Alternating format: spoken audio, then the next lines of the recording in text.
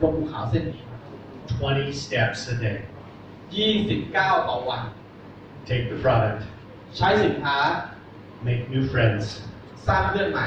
Invite 5 people. แนะนำคน 5 คน Show the plan. พูดแผน Grow myself. พัฒนาตัวเอง Every single day. ทุกวัน Now, imagine that I'm big. ลองจินตนาการดูว่าเขาเป็นตัวใหญ่ครับ Like, really big. ตัวใหญ่มากๆเลย And I say, I want to lose weight. แล้วเขาต้องการที่จะลดน้ำหนัก So we take a picture. แล้วเขาถ่ายภาพที่เขาอ้วนๆนะ And this is me from the side. แล้วก็ถ่ายภาพจากอีกมุมหนึ่งข้างแบบนี้แล้วให้เห็นอ้วนๆ We take a picture นะครับแล้วก็เก็บภาพเอาไว้ when I start. ตอนที่เขาเริ่มต้นธุรกิจร้านเพจ And I do day 1. แล้วก็เริ่มวันแรก I run วิ่ง and I do my things. แล้วก็ยกน้ำหนักนะครับแล้วก็ยืดดั้งทั้งวัน I do that day 1. ก็ทำวันแรกแบบนี้ครับ Day 2. วันที่สอง I wake up in the morning ตื่นมาตอนเช้า and I look at my body. แล้วก็ดูร่างกายเขา I look at my side. แล้วก็ดูข้าง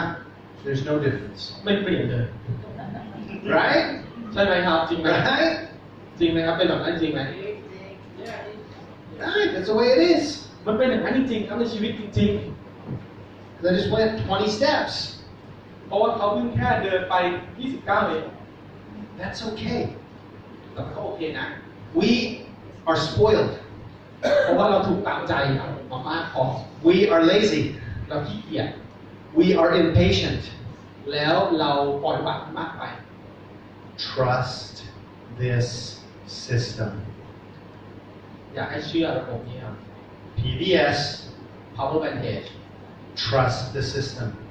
อยากให้คุณเชื่อในระบบ PBS นะครับ So I do it day 3 นะครับก็เริ่ม and 4 and ครับวันที่ 3 วันที่ 4 วันที่ 5. And my muscles start to hurt. 5 วันที่ 3 วันที่ 5 เนี่ย I'm like, เริ่มปวด wait a second. I actually have muscles in there. ถ้ามันปวดเนี่ยก็แสดงว่าเขาต้องมีกล้ามเนื้ออยู่ข้างในนั้นจริงไหมครับ But I look at myself แต่เขาก็ดูตัวเองครับ in the mirror, ในกระจก no change. ไม่เปลี่ยน No change, right? 5 days. 5 วันไม่ได้มีอะไรเปลี่ยนเลย Trust the system. เขาถึงบอกว่าให้เชื่อระบบ So I started the body transformation in January, this แล้ว month. แล้ว 2 weeks ago. เขาเพิ่งใช้โปรดักที่ชื่อว่า Body Transformation นะครับ Changing what I eat, เปลี่ยนวิธีการกินของเขา and I'm using Physique from แล้ว Life ก็ใช้ Habits, สินค้าที่ชื่อว่า Physique นะครับ and I'm doing my exercises. แล้วก็เริ่มต้นออกกำลังกาย And I look in the mirror after 7 days. แล้วเขาก็ดูกระจก 7 วัน No difference. ไม่เปลี่ยนเลย But I will tell you แต่ว่าเขาอยากจะบอกคุณอย่าง that yesterday, เมื่อวาน the day before, maybe today,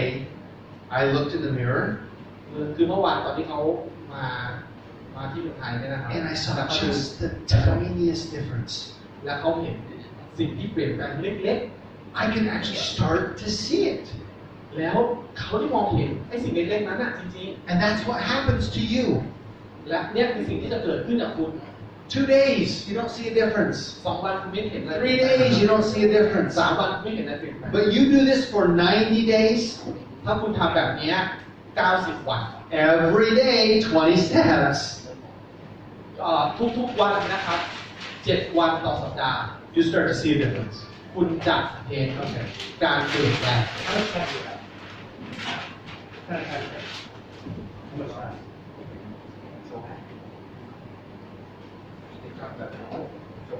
You got 30 minutes? Okay. All right. Let's talk about, how many of you love Protan? ใครที่ชอบโปรตีนบ้างครับ ใครที่รักโปรตีนยกมือครับ Okay. Like how powerful is Protan? Nerf 2, Nerf 1. โปรตีนเนี่ยเนื้อทูกับเนื้อวางมันมีพลังแค่ไหน Way. Like big time? ใช่ไหมครับ มันยิ่งใหญ่มากใช่ไหมครับ Like Protan, like nutrigenomics, biohacking, is the single biggest thing I have seen in 30 years in our health and supplementation market. The biggest thing. Lineage นะครับคือโภชนะอนุสารและชีววิทยาที่เข้าไปแฮ็ก DNA แล้วนี่คือสิ่งที่เขาไม่เคยเห็นมาตลอด 30 ปีในชีวิตเขาและนี่คือครั้งแรกที่เขาเห็นและเขารู้จัก I mean, guys, we have something stinking absolutely freaking amazing. และเขาบอกว่านี่เป็นสิ่งที่คือถ้าภาษาอังกฤษใช้คำว่า freaking amazing คือผมขอใช้ศัพท์ภาษาไทยได้ไหมมันโคตรมหัศจรรย์เลย If you understand genetics, ถ้าคุณเข้าใจ genes, จีนครับยีนของเราเนี่ย and you understand protandum, และถ้าคุณเข้าใจโปรแกรมนี้ you will take it คุณจะใช้มัน for the rest of your life. ตลอดชีวิตของคุณ For a long time. ใช่แล้วคุณจะใช้มันทุกวันจนคุณ So we have something amazing, okay? เรามีสิ่งที่ Power that nobody else does. และมีสิ่งที่โคตรมหัศจรรย์ที่ทั้งโลกไม่เคยมี But we also have another amazing thing that no other company has. และเขามีสิ่งที่มหัศจรรย์อีกอย่างหนึ่งที่บริษัทอื่นบนโลกนี้ไม่มี If we use this one thing, ถ้าคุณใช้สิ่งนี้ครับ there is no stopping us. และไม่มีอะไรจะหยุดได้เลย If we fulfill the potential of this one thing, ถ้าคุณทำให้สิ่งนี้มันเกิดขึ้น you will reach every goal that you have. คุณจะได้ทุกเป้าหมายของคุณที่คุณหวังไว้ This is our absolute biggest secret weapon. และนี่คืออาวุธลับที่ยิ่งใหญ่ที่สุด Do you know what it is? คุณอยากรู้ไหมว่าคืออะไร Do you want to know what it is? คุณอยากรู้ไหมจริงๆว่ามันคืออะไร Yeah. I can't hear you. Oh, yeah, now I can hear you. This is the secret weapon that we have. นี่คืออาวุธลับครับที่พวกเรามีตัวคุณทุกคนครับที่อยู่ในห้องนี้นะครับ We have you. You have you. เพราะคุณมีคุณอยู่ข้างใน The most powerful thing, the most powerful source of energy on this earth is not nuclear fission. สิ่งที่มีพลังมากที่สุดบนโลกนี้ไม่ใช่ระเบิดนิวเคลียร์ครับ It is the power of human will. แต่เป็นพลังของมนุษย์ที่อยู่ในตัวเรานี่แหละ To do whatever you set out to do. เป็นสิ่งที่คุณบอกตัวเองและสั่งให้ตัวคุณเองทำนี่แหละ The most powerful change agent in the world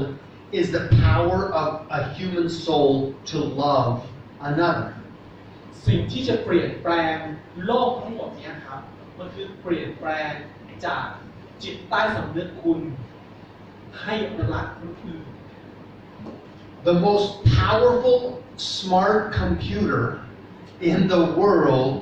that can do calculations and store data and see worlds and create is not my Apple iPhone or Samsung. เขาบอกว่าคอมพิวเตอร์ที่ฉลาดที่สุดบนโลกนี้ที่สามารถที่จะพาคุณไปท่องเที่ยวทั่วที่สามารถพาคุณไปเห็นโลกทั้งโลกสามารถเก็บหน่วยความจำในสิ่งที่คุณต้องการจะให้มันจำคำนวณทุกอย่างให้คุณได้ไม่ใช่เจ้า Apple iPhone ของเขาครับ It's the power of the human mind. แต่มันคือสภาพ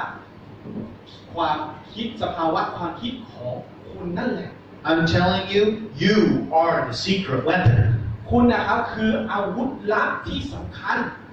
And when you get right with you, wow, this thing is going to be a lot easier. และถ้าคุณหาตัวของคุณเองค้นพบและคุณพัฒนาของตัวของคุณเองไปถึงจุดสูงสุดนะครับคุณจะเห็นทุกอย่างมันง่ายแบบนี้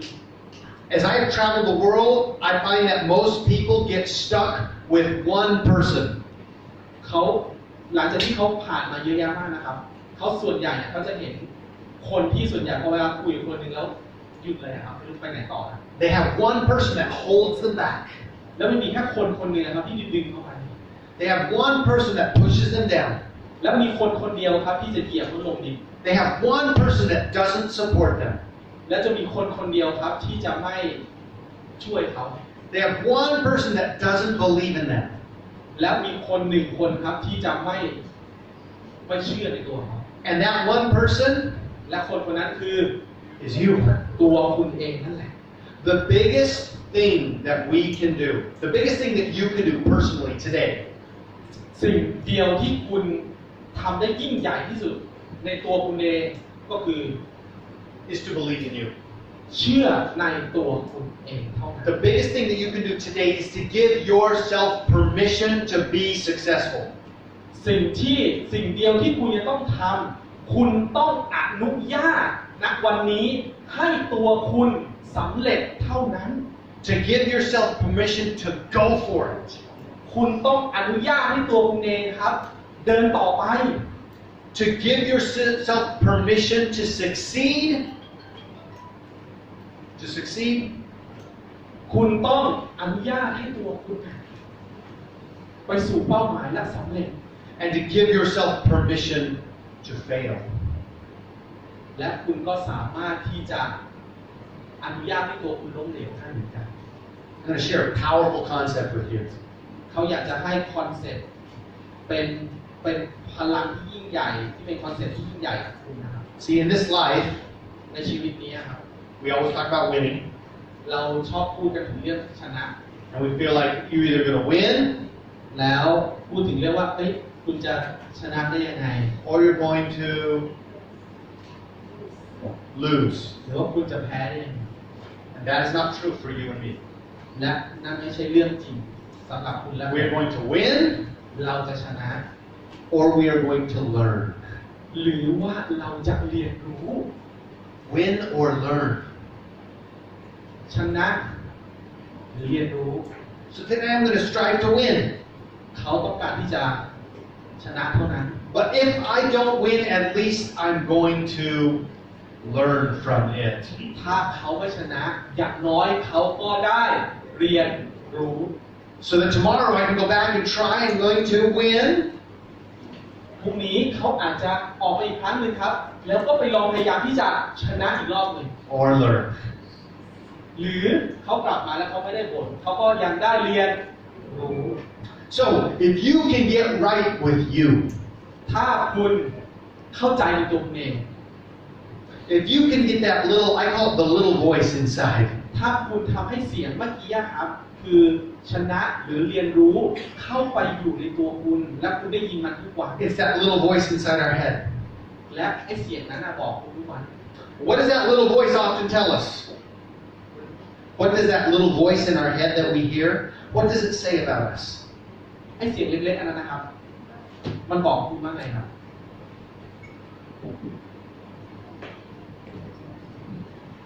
What does it say about you? เขาบอกคุณว่าไงครับตอนนี้ I'll tell you what my voice has told me. เขาจะบอกคุณว่าเขาจะบอกสิ่งที่เสียงเล็กๆนั้นบอกเขา You're not a winner. และเสียงเล็กๆนั้นชอบบอกเขาว่าคุณไม่มีทางชนะหรอก Has anybody ever had that voice inside their head that says you're not a ใคร winner? เคยได้ยินเสียงนั้นในตัวเองบ้างไหมครับ Raise your hand if you have. ใครเคยได้ยินเสียงนั้นในตัวเอง I have. เขาก็เป็นเหมือนกันครับ I have a friend, เขามีเพื่อนครับ very talented. เป็นคนที่เก่งมากๆเลย He told me recently, เขาเพิ่งบอกเซธเมื่อไม่นานนี้ว่า Seth, I just wonder, เซธเขาหวังอะไรทุกอย่าง do I really have greatness inside of me? คือเขาแค่คิดกับตัวเองว่าเขามีส่วนดีในตัวเขาไหมเนี่ย In other words, he's hearing a voice inside his head that says, you are not a winner. เพราะผู้ชายคนนั้นเป็นเพื่อนเขาได้ยินเสียงเล็กๆบอกเขาว่าคุณไม่มีทางชนะหรอก I've had a voice inside of my head saying, you can't do that. เขาก็มีครับว่ามีเสียงเล็กๆบอกเขาว่าคุณทำไม่ได้หรอก Anybody else had that voice before? มีใครมี Raise your hand if you มี have. เสียงนี้ขอยกมือสูงเลยครับใครได้ยินเสียงนี้บ่อยมาก Okay. I have. Okay? เขาเป็นครับ This is something I have really, the reason I'm teaching you this today is because this is a struggle that I have gone through much of my life. เขาบอกว่าสิ่งที่เขาสอนและให้ข้อมูลและให้ความรู้คุณในวันนี้เพราะสิ่งที่มันเกิดขึ้นในชีวิตจริงของเขาแต่เขาผ่านมันมาแล้ว I've had that voice inside my head saying, I'm too tired. เขาได้ยินเสียงเล็กๆแล้วบอกว่าเหนื่อยมาก I've had that voice inside my head saying, I'm just not good enough. I'm not as good as those people. คือแล้วก็มีเสียงเล็กๆก็บอกเขาว่าคุณไม่ได้เก่งคุณไม่ได้เก่งเหมือนคนอื่นเขาหรอก How many of you felt that way before? ใครได้ยินเสียงนั้นในตัวเองบ้างครับ I've had that voice in my head saying, they're laughing at you. แล้วเขาก็ได้ยินเสียงว่าคนอื่นหัวเราะล้อคุณ I've heard that voice in my head saying, they don't believe in you. แล้วก็มีเสียงเล็กๆก็บอกเขาว่าโอ๊ยคนพวกนั้นไม่เชื่อคุณหรอก How many of you have had that voice say that? ใครมีเสียงนั้นที่ในหัวบ้าง The most important conversation that you can have การสนทนาที่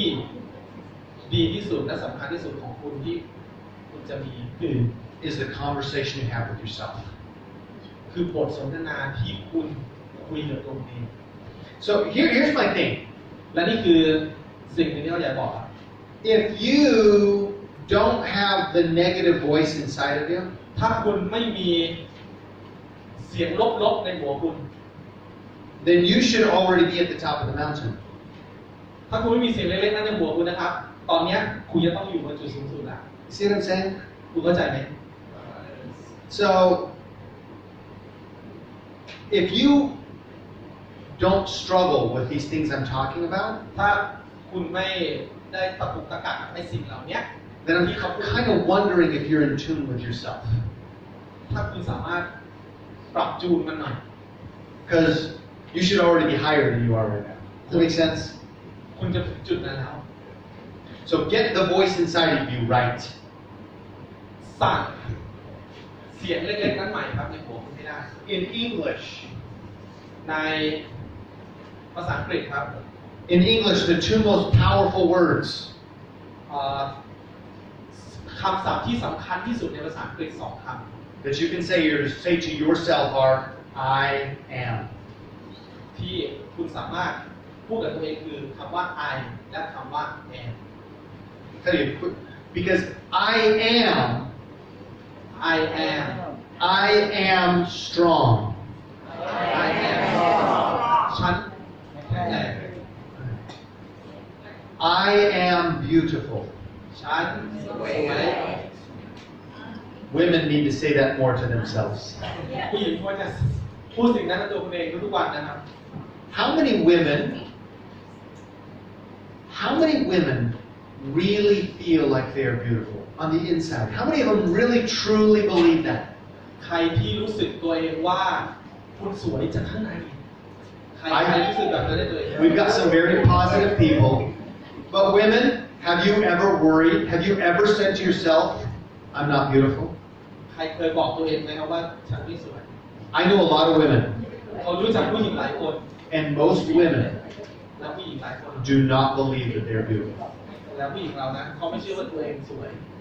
Now, most men, แล้วก็ผู้ชายหลายคน they think they really look good. แล้วผู้ชายหลายคนชอบบอกตัวเองว่าดูดีอ่ะ But most women do not believe that they look as good as they do. แล้วผู้หญิงหลายคนไม่ชอบคิดว่าตัวเองไม่สวยเหมือนที่ตัวเองควรจะเป็น When you know you are beautiful, เมื่อไหร่ที่คุณรู้ว่าตัวคุณสวย you act beautiful. คุณจะทำตัวแบบคนสวย You do beautiful. และคุณจะทำสิ่งสวยๆครับ You feel beautiful. คุณจะรู้สึกว่าคุณสวยงาม And you live beautiful. และคุณจะมีชีวิตที่สวยงาม Say it with me. I am beautiful. It's kind of weird, isn't it? เขาบอกว่ามันคือสิ่งที่รู้สึกแปลกประหลาดไหมว่าเวลาเราบอกกับตัวเอง I look at some of the guys and they're like, แล้วเขาบอกผู้ชายแล้วผู้ชายแบบ อะไรอะ I am beautiful แล้วผู้หญิงบอกว่าฉันสวยแล้วผู้ชายแบบอะไรอ่ะ You must คุณต้องนะครับ you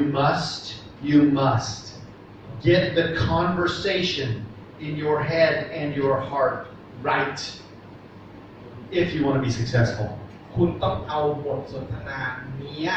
ฝังในหัวสมองคุณและในจิตของคุณให้ได้ I am beautiful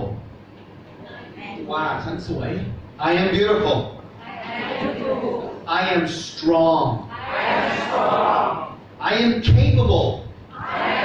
ฉันทำทุกอย่างได้บนโลกนี้ I am a winner ฉันเป็นผู้ชนะ I am a leader ฉันเป็นผู้นำ This conversation that you have, literally, in the last 10 seconds, we have changed your brain chemical composition. แค่คุณพูดแบบนี้เมื่อกี้นะครับ เคมีในสมองคุณเปลี่ยนทันทีนะ It has been changed มันเปลี่ยนไปแล้วเมื่อกี้ because of what you are saying to yourself. เพราะว่าสิ่งเมื่อกี้คุณพูดกับตัวเอง And even if you're struggling to really believe it, ถ้าสมมติคุณรู้สึกตะกุกตะกักว่าคุณจะเชื่อมันดีไหม you can still change the physical composition of your brain. คุณก็ยังคงเปลี่ยนมันอยู่ดีเล็กๆนะครับ Tell you a quick story. เขาอยากจะเล่าเรื่องเล็กๆน้อยๆให้ฟัง 12-year-old boy. เด็กผู้ชายคนหนึ่งอายุ 12 ปี Actually 11. จริงๆแล้วเขา11 ครับ Named Benjamin. เขาชื่อเบนจามิน Benjamin loves sports. เบนจามินชอบกีฬาครับ And he's been blessed with some natural talent and ability. เขาได้เหมือนอะไรนะครับสิ่งมหัศจรรย์ทางธรรมชาติขึ้นมาคือเขาได้ของขวัญในตัวเขาขึ้นมาครับ He has just an athlete's natural flow. คือซึ่งเขาสามารถเหมือนเขาแบบลอยได้เหมือนเขาบินได้ He can throw a ความสามารถพิ baseball. เศษนะ He can throw a baseball, เขาปาลูกเบสบอลนะครับ kick a soccer ball, แล้วก็เตะลูกฟุตบอล sword fight, แล้วฟันดาบ play football. เล่นอเมริกันฟุตบอลนะครับ He's got great hands, catch the ball, แล้วเขามีมือที่แบบจับบอลได้เหนียวมาก shoot the basketball. ชูลูกบาสนะครับ He has natural talent, เขามีสิ่งที่เกิดขึ้นมากับตัวความสามารถพิเศษแบบนี้ครับที่เกิดขึ้นมา but not a lot of experience. แต่เขาไม่มีประสบการณ์ So last year, เมื่อปีที่แล้ว he was playing basketball on a team เขาไปเล่นบาสเกตบอลกับทีม in a league, ในลีกนะครับ a youth league, เป็นลีกเยาว for ช the น first time. ครั้งแรกในชีวิตเขา And he was so excited. และเขาตื่นเต้นมาก He was excited to score เขาตื่นเต้นที่จะทำแต้มมาก and to play, แล้วก็ตื่นเต้นที่จะเล่น and he wanted to win. และเขาต้องการที่ชนะ He was just so, I'm just so excited. แล้วเขายิ่งตื่นเต้นที่สุดเลย Kind of like you. เหมือนพวกคุณนะครับ You sign up with LifeVantage. คุณตื่นเต้นกับร้านแบนเทจใช่ไหมครับ I got my Pro Tandem. ฉันมีโปรเทนดิ้ง I'm so excited. ฉันตื่นเต้นมาก I start the whole ฉัน bottle. เกาะกับโปรเทนดิ้งเข้าปากเลย He started going to practice. เขาเริ่มต้นฝึกซ้อมครับ And yet, although he had natural talent, และอย่าลืมนะครับว่าเขามีความสามารถพิเศษ you could tell that he hadn't had practice. แต่คุณยังคงบอกได้กับเด็กคนนี้ได้ว่าเขายังไม่ได้มี He was ยังไม่ได้ฝึกฝนมากพอ still trying to train his body เขาพยายามที่จะสอนร่างกายเขา and get his form. แล้วทำให้การชูตของเขาเนี่ยรู้สึกมันดีมาก Indeed, he was learning. ๆแต่สิ่งที่เขาได้คือเขาได้เรียนรู้ First game, ในเกมแรกของเขาที่เขาแข่ง he played really hard, เขาเล่นหนักมากครับ but he didn't score. เขาไม่สามารถทำแต้มได้เลย And he made some mistakes. แล้วเขาทำข้อผิดพลาดเต็มไปหมดเลย Maybe he traveled แล้วเขาก็เลี้ยงบอลแบบเยอะไป or bounced the ball off of his foot. แล้วทำลูกหลุดมือ or got really anxious and made a bad pass. แล้วตื่นเต้นแล้วก็ส่งลูกพลาด Went to practice เขากลับไปฝึกซ้อม and practiced ฝึกซ้อมใหม่ the fundamental basics. ตั้งแต่พื้นฐานเลย Second game, เกมที่สอง he tried really hard. เขาเล่นหนัก He was a little better, เขาดีขึ้น but he still made mistakes. แต่เขาก็ยังพลาดอยู่ And something started to happen. แล้วบางอย่างก็เกิดขึ้น See, there were 7 or 8 boys on that team. คือมีเด็กถึง8 คนในทีมนั้น And there were a couple of good players, แล้วมีบางคนที่เล่นเก่งมาก but Benjamin was closer down here. He wasn't the worst player. ๆแต่เบนจามินเนี่ยอยู่ระหว่างกลางครับไม่ใช่คนที่แย่ที่สุด These boys had lots of practice, แต่เด็กที่เล่นเก่งๆเนี่ยเขาฝึกซ้อมหนักมาก about 3 of them. ประมาณ2 or 3. ประมาณ2 ถึง 3 คน And there were about two boys like Benjamin who were kind of in the middle, and there were some who just didn't know anything. นะครับคือมีอีก2 คนก็ประมาณความสามารถประมาณเบนจามินและอีก 2-3 คนก็แย่กว่าเบนจามิน And these really good boys แต่3 คนนั้นนะครับเป็นเด็กแบบ started to talk to Benjamin. แล้วเริ่มคุยกับเบนจามิน Hey, don't shoot. เบนจามินอย่ายิง Give me the ball. ส่งลูกมาให้ฉัน They started to be the voice in his head. และเด็ก3 คนนั้นน่ะพยายามจะเป็นเสียงเล็กๆในหัวเบนจามิน And he went to his coach. แล้วเบนจามินก็ไปหาโค้ช I'm the coach. แล้วเซนก็เป็นโค้ชของทีมนั้น And he was really frustrated. แล้วเด็กคนนั้นเริ่มแบบโมโหเริ่มรู้สึกแย่แล้ว He's like, I want to play, เขาเบนจามินบอกว่าเขาอยากเล่นมาก but they don't want me to play. แต่เด็กพวกนั้นน่ะไม่อยากให้เบนจามินเล่น They don't believe in me, และเพื่อนๆของเขาไม่เชื่อในตัวเขา is what he was feeling. และนั่นคือสิ่งที่เขารู้สึกตอนนั้น Maybe you've had the same experience. คุณมีบางครั้งคุณอาจจะมีประสบการณ์แบบนี้อยู่ในตัวคุณจริงๆไหม Maybe your family doesn't believe in what you're doing right บาง now. ครั้งครอบครัวคุณไม่เชื่อในสิ่งที่คุณทำตอนนี้เหมือนกัน Maybe your friends don't believe in what you're doing. บางครั้งเพื่อนของคุณก็ไม่เชื่อในสิ่งที่คุณท Right? So he was starting to feel that weight and that pressure. ำแล้วเบนจามินเหมือนกันครับก็รู้สึกว่ามันหนักสำหรับเขามันใครมากดดันเราอะ And so I told him this. เซนบอกเบนจามินว่า I looked at him เซนมองตาเบนจามินครับ and I said, Benjamin, แล้วบอกว่าเบนจามิน what? บอกว่าเบนจามิน I am a shooter. และบอกเบนจามินว่าคุณเป็นชูเตอร์เป็นคนที่ยิงเก่งมาก That's what I told him. แล้วเซนบอกเบนจามินแบบนั้นว่าเบนจามินอยู่เป็นเด็กที่ชูเก่งมากยิงเก่งมาก Benjamin, you say it. I am a shooter. แล้วก็ให้เบนจามินบอกตัวเองว่า I am a shooter นะครับคือฉันเป็นคนที่ยิงลูกบาสเกตบอลเก่งมาก So, when he first said it, he wasn't sure. ๆตอนที่เขาเริ่มตั้งลูกจะยิงเขาไม่แน่ใจ He wasn't sure what to think about it. เขายังไม่แน่ใจว่าเขาจะคิดอะไรในหัวตอนนั้น Maybe he didn't believe it. บางครั้งก็อาจจะไม่เชื่อเลยก็ได้ว่าเขาทำได้ And he kind of said it real soft. แล้วเขาก็ยกลูกบอลขึ้นมาแบบนิ่มๆนวลๆไม่มีพลัง I'm a shooter. แล้วเขารู้สึกแบบการชูเตอร์คือแบบเสียงเล็กมาก But he said it. แต่เบนจามินก็พูดออกมาว่าเขาเป็นชูเตอร์ He started to talk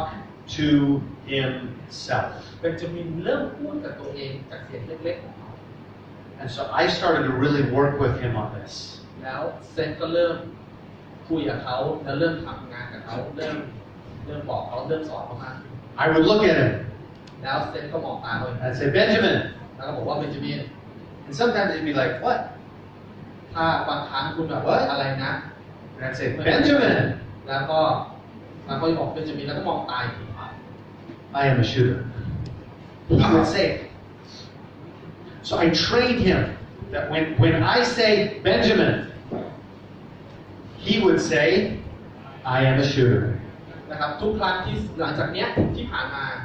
ทุกครั้งที่เซธเรียกเบนจามินจะบอกเพราะว่าเขาเป็นนักชูตครับ I started to do this frequently with him. แล้วก็เซธพยายามทำแบบนี้ทุกวัน During a game, ในระหว่างเกมนะครับในระหว่างเกมการเล่น I would yell from the sideline, แล้วเซธก็บอกแล้วก็ตะโกนดังๆจากข้างสนาม Benjamin, เบนจามิน I'm a shooter. แล้วเบนจามินก็บอกนักชูตนะ We'd be driving. แล้วเขาก็ขับรถไปเรื่อยๆครับขับรถไป I look at him sitting there. แล้วก็พอเขาหันไปมองเบนจามิน Benjamin, แล้วเขาบอกเบนจามิน I am a shooter. แล้วเบนจามินก็บอกอ้าว And something, not the first time, not the second time, not the third time, ไม่ใช่แค่ครั้งที่หนึ่งครั้งที่สองหรือครั้งที่สาม but within a week, something started to change. แต่ในขณะนั้นครับบางอย่างมันเริ่มเปลี่ยนแปลง He got more aggressive in practice. แล้วก็คือเขาเริ่มฝึกฝนมากขึ้น And even if the other boys would say things to him,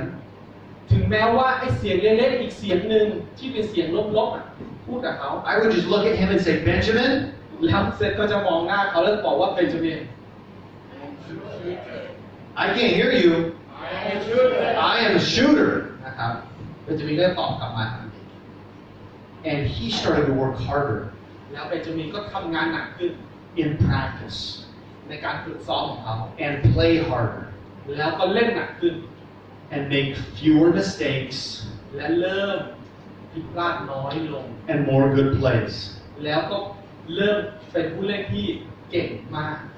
He still hadn't scored in a game, แต่เขาก็ยังไม่เคยทำแต้มได้ but I just made sure that I always said, Benjamin, แต่เซธก็พยายามจะเมคชัวร์ทุกครั้งนะครับ คือทำให้เบนจามินมั่นใจทุกครั้งว่าเบนจามิน I am a shooter. So we came to a game, แล้วก็เราไปที่เกมครับ and the game was going really well. แล้วก็เกมก็เริ่มต้นได้ดีครับ Benjamin got that ball, เบนจามินได้ลูกบอลครับ and he shot it. แล้วก็เขาก็เริ่มชูขึ้นไปครับ 2 points. 2 แต้มแรกของเขา He scored. และเขาทำแต้มได้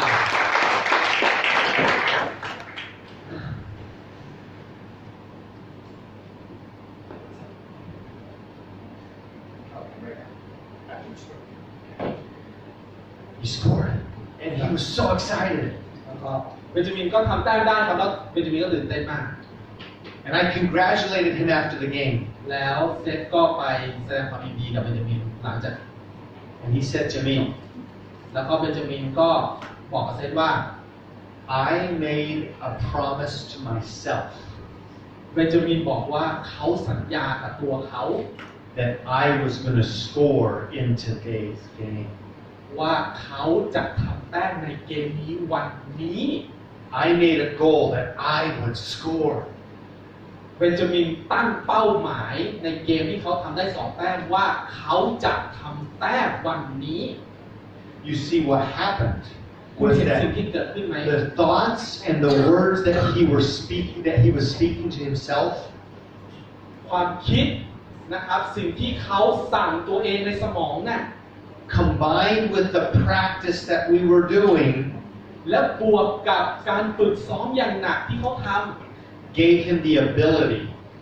to fulfill his destiny. ำก็เหมือนสิ่งที่เกิดขึ้นคือเขาได้สามารถที่จะเติมเต็มสิ่งที่เขาขาด Now, do you think he would score if he didn't say, I am a shooter? คุณคิดว่าเขาจะทำแต้มได้ไหมครับถ้าเบนจามินไม่ได้คิดว่าเขาเป็นชูเตอร์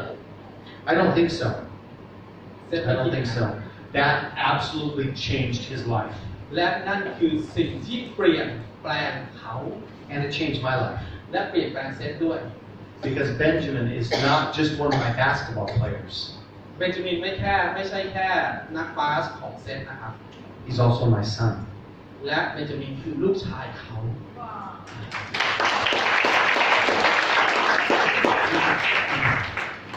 I am a shooter. Yes. นะครับบอกกับตัวคุณเองนะครับว่า I am strong shooter นะครับ protest สั่งทุกอย่างในตัวคุณอยากเป็นอะไรสั่งแบบนั้นนะครับ เดี๋ยวเราจะพักเบรกกัน 20 นาที เบรก10 นาที เอาเบรก 10 นาทีนะครับเบรก 10 นาทีโอเคนะครับเดี๋ยวเราจะเบรกกัน 10 นาทีนะครับแล้วเดี๋ยวเราจะกลับมาที่ห้องนี้ขอเสียงปรบมือดังๆให้กับแจ็คมอร์รันครับสุดยอดไหมถ้าสุดยอดขอแบบ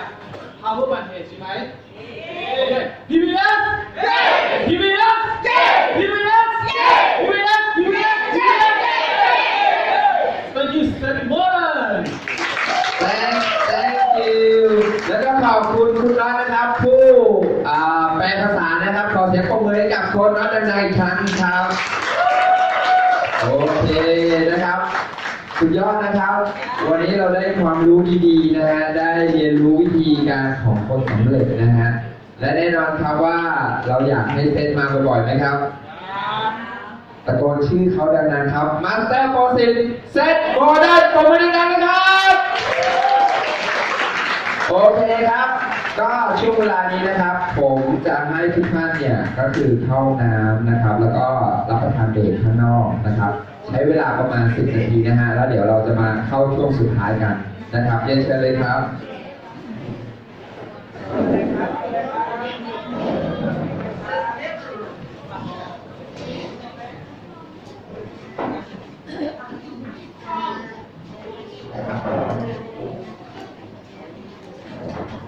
เอาไม่เป็นไรแล้วมีเจ้าหน้าที่เพ่นพ่านเดินไปหมดแล้ว